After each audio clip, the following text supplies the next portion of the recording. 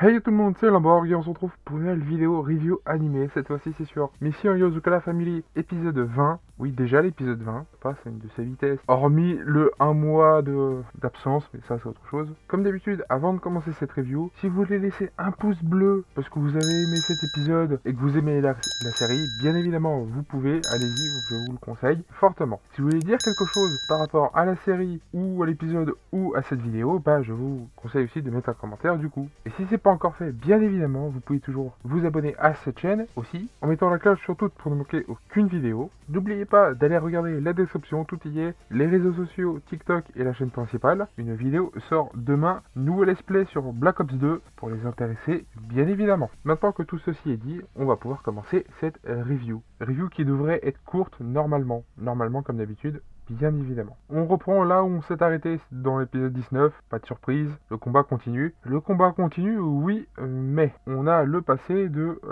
la madame avec les cheveux blancs et longs, très longs, trop longs. Je sais déjà plus comment elle s'appelle, hein. Ça fait quelques minutes que j'ai vu l'épisode et j'arrive déjà pas à m'en rappeler de son nom.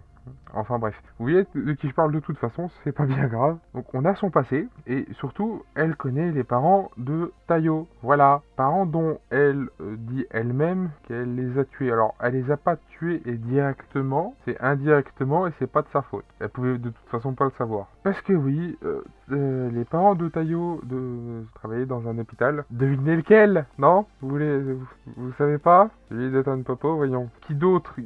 Quel autre hôpital, voyons? Et bah, qu'est-ce qu'on fait à des personnes qui en savent trop, ou pas assez, voire pas du tout, mais qui gênent dans tous les cas? Bah, on les tue, voyons. C'est ce qui s'est passé pour les parents de Tayo. Voilà, on sait comment et surtout pourquoi ils sont morts. Ça fait quand même 20 épisodes qu'on attend de savoir. Je dis ça, je dis rien. Alors d'ailleurs, cette jeune femme qui était donc à l'hôpital et les parents de Tayo, bah, ils s'entendaient très bien. Et ça faisait comme si, pour les parents de Tayo, ça faisait comme si ils avaient un autre enfant. Une fille en l'occurrence, ils avaient deux garçons. Ça faisait vraiment comme si ils avaient une fille. Surtout qu'ils s'entendaient, tous les trois s'entendaient très bien. Mais tout ceci ne peut pas durer et les parents de Tayo ont fini par mourir dans un accident avec de très gros guillemets. Le doc qu'on voit de quelques épisodes à chaque fois, qu'on a vu là aussi d'ailleurs, dont j'arrive toujours pas à me souvenir de son nom à lui aussi, il y a fait comprendre qu'il devait travailler pour lui. Enfin, en gros, c'était à peu près ça, hein. Il l'a pas dit de cette façon-là, mais il a montré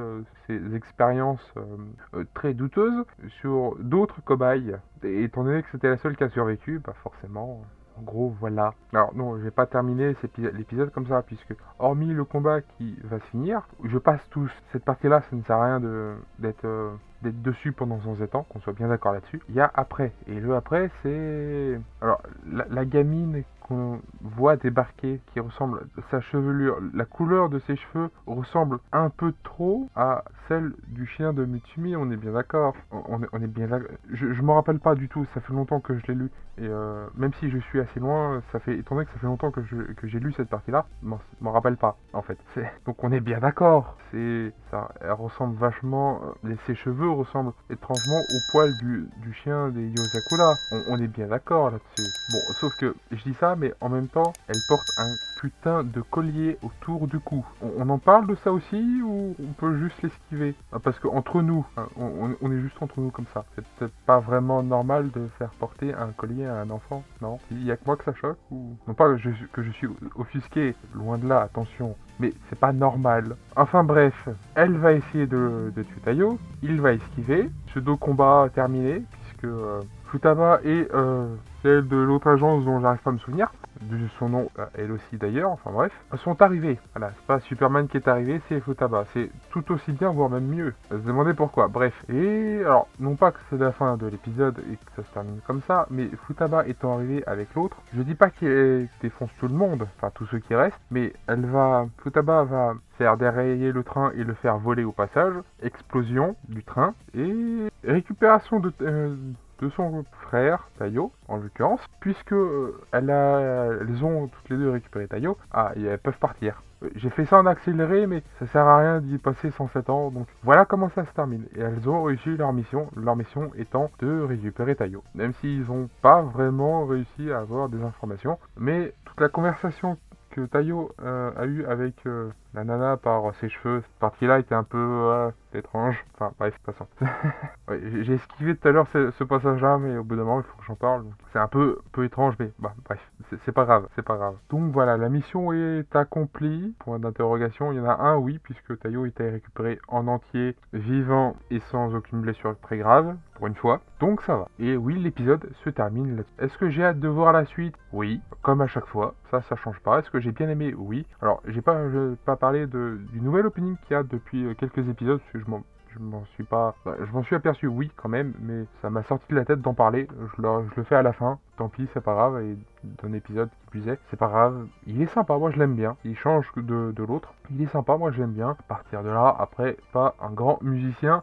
Donc, vous parlez sur quelle partie est mieux, quelle partie... Moi, en globalité, je l'aime bien. C'est déjà ça. Hein, voilà. Sur ce, vous pouvez toujours laisser un pouce bleu si vous avez aimé cet épisode et cette review, cette vidéo. Si vous avez quelque chose à dire, vous pouvez toujours mettre un commentaire, bien évidemment, que ce soit sur la review en tant que telle ou sur l'épisode, bien évidemment. De vous abonner à cette chaîne également si c'est pas encore fait, de mettre la cloche sur toute pour ne manquer aucune vidéo, bien évidemment. Regardez la description aussi, parce qu'il y a absolument tout ce qu'il y a besoin à l'heure actuelle, c'est-à-dire les réseaux sociaux, TikTok et la chaîne principale. N'oubliez pas que demain sort l'épisode 1 de Black Ops 2, oui, et n'oubliez pas jeudi aussi. Jeudi, il y a un truc très intéressant qui sort, c'est 17h. Et pour Black Ops 2, ça va sortir vers les 17h aussi, comme d'habitude. Sur ce, tout ce que je peux rajouter à ça, bien évidemment, c'était Limborg. À une prochaine vidéo, à plus tout le monde, bye bye.